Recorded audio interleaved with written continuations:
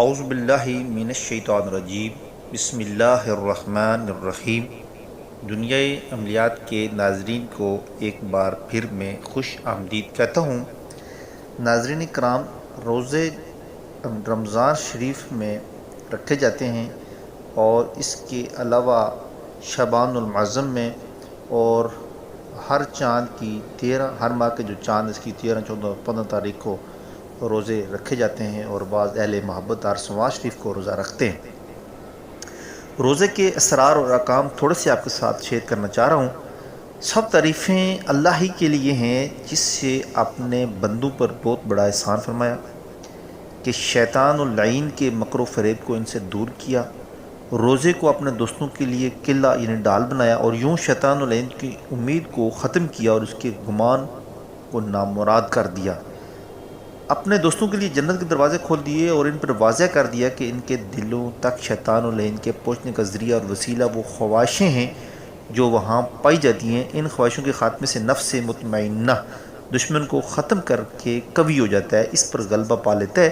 خلق خدا کے رہبر و رہنما اور صراط مستقیم پر چلانے والے نبی آخر زمان حضرت محمد مصطفیٰ صلی اللہ علیہ وسلم اور آپ کی آل و اصحاب کرام پر رحمت اور روشن نگاہوں اور باعث ترجیح عقل اور دانش رکھتے ہیں، ان سب پر بہت بہت سلام ہو۔ روزہ کے حمد و ثنا کے بعد یقیناً روزہ ایمان کا چوتھا حصہ ہے۔ آپ صلی اللہ علیہ وسلم نے ارشاد فرمایا، الصوم نصف الصبر، روزہ صبر کا نصف ہے، اور ایسے بھی فرمایا کہ الصبر نصف الایمان، صبر جو ہے ایمان کا نصف ہے، یعنی روزہ صبر کا نصف ہے اور صبر ایمان کا نصف ہے۔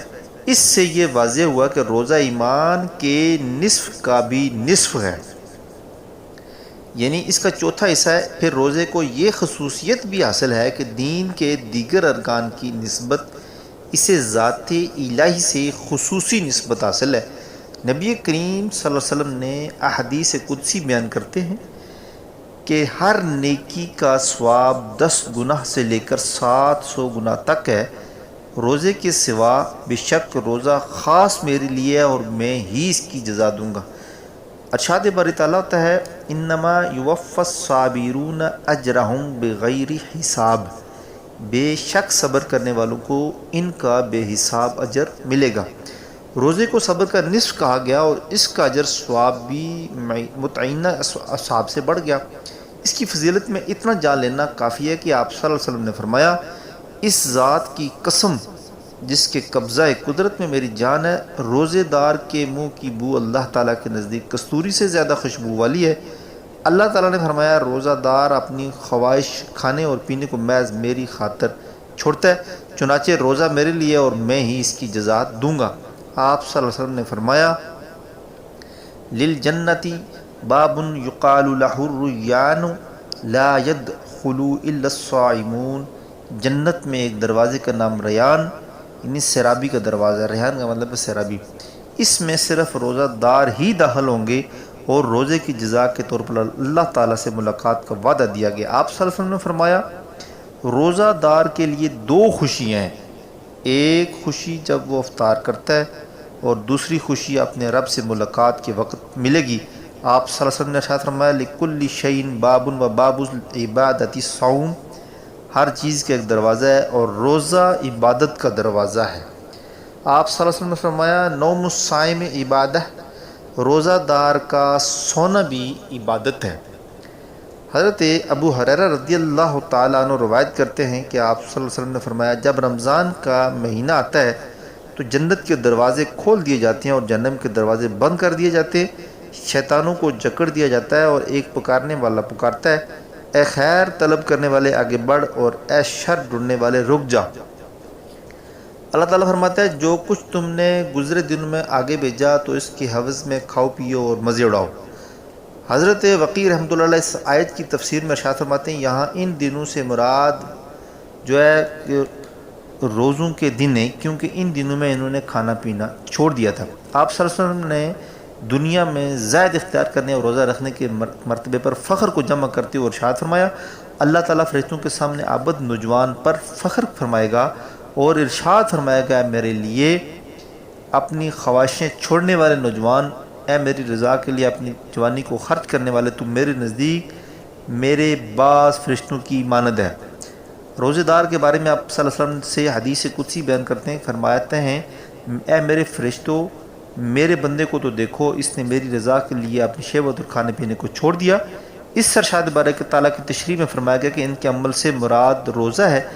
حق تعالیٰ فرماتا ہے کسی نفس کے علم میں نہیں کہ ان کی آنکھوں کی ٹھنڈک کے لیے کیا چھپا کے رکھا گیا ہے، اور یہ ان کے اعمال کی جزا ہے، جیسا کہ صبر کرنے والوں کے بارے میں ارشاد باری تعالیٰ ہے، انما یوفی الصابرون اجرہم بغیر حساب، بے شک صبر کرنے والوں کو ان کا اجر بے حساب دیا جائے گا۔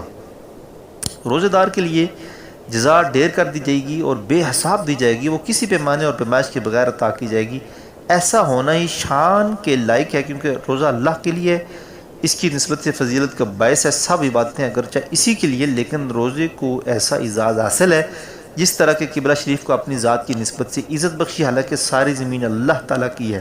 ایک تو یہ کہ روزہ بعض افعال کو چھوڑ دینے اور کچھ چیزوں سے منع رہنے کا نام ہے، اور یہ سب کچھ پوشیدہ طور پر ہوتا ہے۔ اس میں ایسا کچھ نہیں جو آنکھوں سے دکھائی دے، جبکہ دیگر سب اعمال لوگ دیکھ رہے ہوتے ہیں، جبکہ روزہ واحد ایسی عبادت ہے جو اللہ تعالیٰ ہی کے علم میں ہوتا ہے۔ روزہ ایک باطنی عمل ہے جو صبر کرنے سے ہوتا ہے۔ دوسری وجہ یہ ہے اللہ روزہ جو ہے یہ اللہ کے دشمن پر ہیبت اور غلبے کا باعث ہے، کیونکہ شیطان و لعین کا ذریعہ خواہش اور شہوتیں اور کھانے پینے سے بڑھ دیجیے ہیں۔ اسی پر آپ صلی اللہ علیہ وسلم نے فرمایا بے شک شیطان انسان میں خون کی طرح دوڑتا ہے، چنانچہ بھوک کے ذریعے اس کے راستوں کو تنگ کر دو۔ آپ صلی اللہ علیہ وسلم نے ام المومنین حضرت عائشہ صدیقہ رضی اللہ تعالیٰ عنہ سے ارشاد فرمایا جنت کا دروازہ ہمیشہ کھٹکھٹاتی رہو، دوامی قرع باب الجنہ، جنت کا دروازہ ہمیشہ کھٹکھٹاتی رہو۔ انہوں نے عرض کی یا رسول اللہ وہ کس طرح؟ آپ صلی اللہ علیہ وسلم نے ارشاد فرمایا بھوک کے ساتھ۔ بھوک کی فضیلت ہلاکت میں ڈالنے والے امور کے ذکر میں کھانے کی کثرت اور اس کا بگاڑ اور اس کی تدراک کے ضمن میں آئے گا۔ چنانچہ جب روزہ بالخصوص شیطان و لعین کی جڑ کاٹنے والا، اس کے راستے بند کرنے والا اور اس کی راہیں تنگ کرنے والا ہے، تو اس بنا پر روزہ اللہ تعالیٰ کے ساتھ خاص نسبت کا اہل ٹھہرا۔ اللہ تعالیٰ کے دشمن کی جڑ کاٹنے میں اللہ تعالیٰ ہی کی فتح مدد ہے، اور اللہ تعالیٰ کی مدد کا انصار اس بات پر ہے کہ بندہ اس کے دین کی مدد کرے۔ ارشاد باری تعالیٰ اگر تم اللہ تعالیٰ کی مدد کرو گے تو وہ تمہاری مدد کرے گا اور تمہیں ثابت قدم رکھے گا۔ محنت کے ساتھ آغاز بندے کی طرف سے ہے اور ہدایت کا اجر ثواب اللہ تعالیٰ کی طرف سے ہے۔ اللہ تعالیٰ فرماتے ہیں جو لوگ ہماری راہ میں مجاہد یعنی محنت اور کوشش کرتے ہیں، ہم انہیں اپنی راہ دکھاتے ہیں۔ اللہ کریم نے یہ بھی فرمایا ان اللہ لا یغیر ما بقوم حتی یغیروا ما بانفسہم، بے شک اللہ تعالیٰ کسی قوم کا حال نہیں بدلتا جب تک کہ وہ خود کو نہ بدلے۔